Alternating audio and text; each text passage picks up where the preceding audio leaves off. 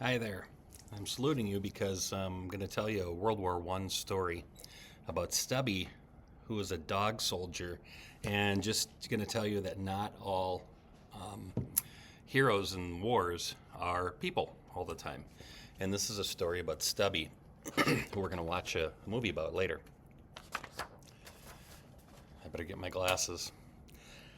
I'm not a war hero. I can't. I need to be able to read it, and I don't want to mess up any of the words. World War I, which took place 1914 to 1918, was raging across Europe, and the Central Powers, led by Germany, had attacked the Allied powers, which included France, Great Britain, and Russia. In April of 1917, the United States entered the war. They sided with the Allies.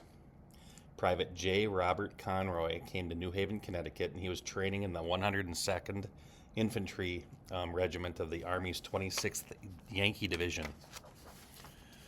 A young dog was seen trotting proudly behind Private Conroy, and the shabby stray dog had been shadowing him for weeks. Ever since Conroy had tossed the pup a few scraps of meat to eat earlier, that dog just kept following him.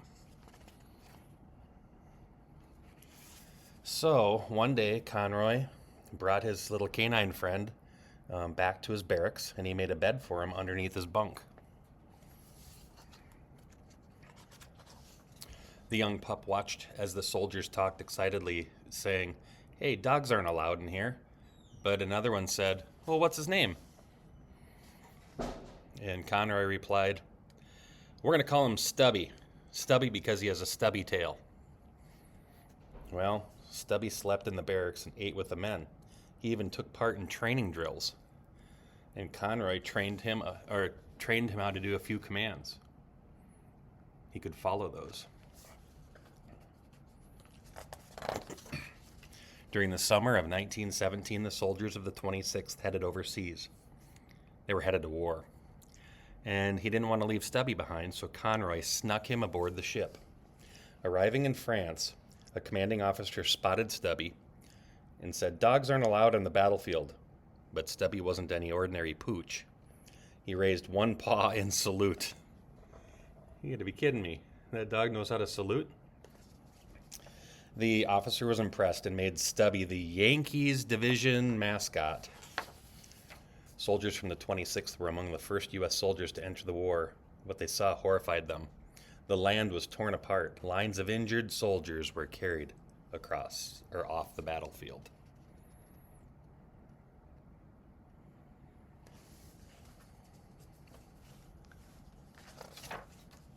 Even in 1918, the 26th reached the Chemin des Dames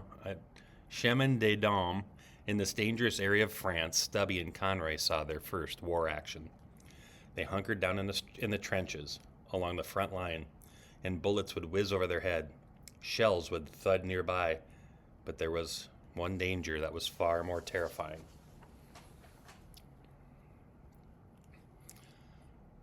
This is about that trench warfare we've talked about from that unit. One morning, as the soldiers of the 26th slept, a yellow fog rolled in. It moved west, blowing from enemy lines. The fog drifted across no man's land and towards their trench. Stubby lifted his nose, and a deadly scent tainted the air.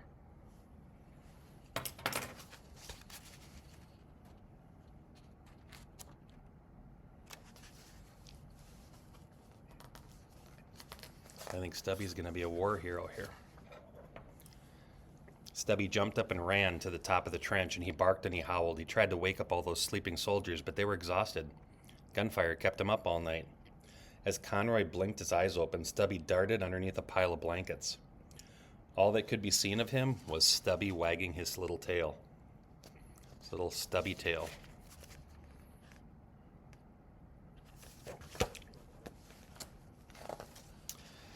Then Conroy realized they were in danger, and that mustard gas was spilling into the trench. It had been hidden by the morning fog. "Gas, gas, gas," the cry went out.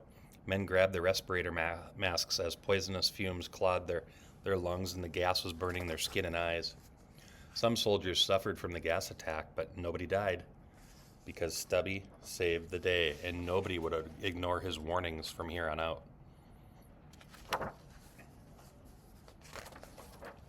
Stubby quickly grew used to the sounds of war, and he proved his worth on the battlefield. Darting about, he yipped encouragement to his fellow soldiers. If a soldier ever got hurt in battle, Stubby would dash to his side, and then he would bark to alert medics so they could find that wounded man. Talk about brave.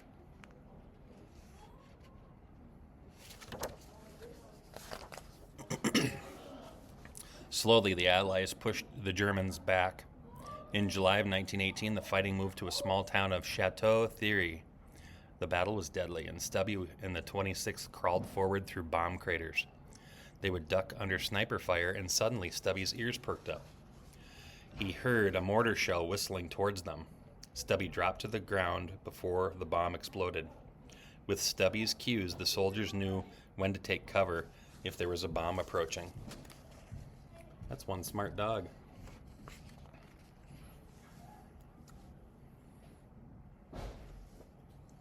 And I bet you're thinking, can I pet that dog? The people of Chateau Thierry were grateful to the soldiers and Stubby. Some women even made the heroic canine a leather coat to keep him warm.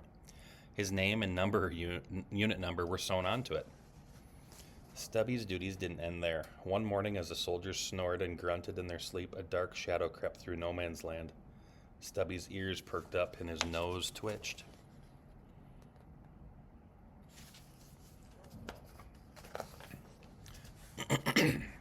Stubby's growls jarred Conroy awake. The soldier grabbed his rifle, fearing an attack.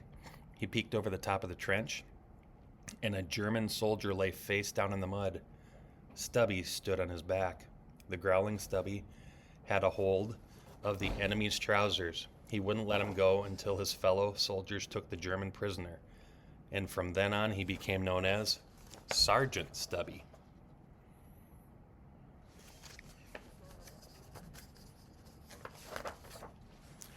On November 11th, 1918, the Central Powers surrendered to the Allies, and shortly after Private Conroy again snuck Stubby aboard the ship.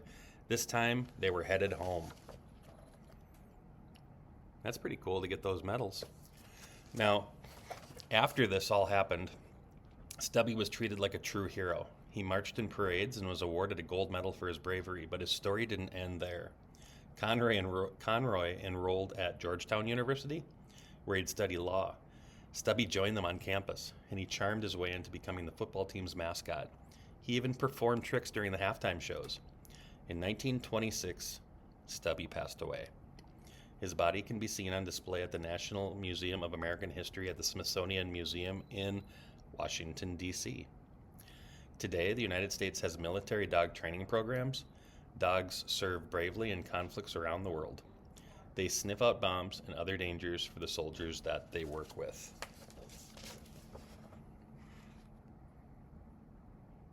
That's Stubby. Georgetown University. And there's a little glossary, and there's other things that you can check out for this book. But thank you, Ms. Johnson, for letting me borrow this book. This is a really neat story, and hope you enjoyed it.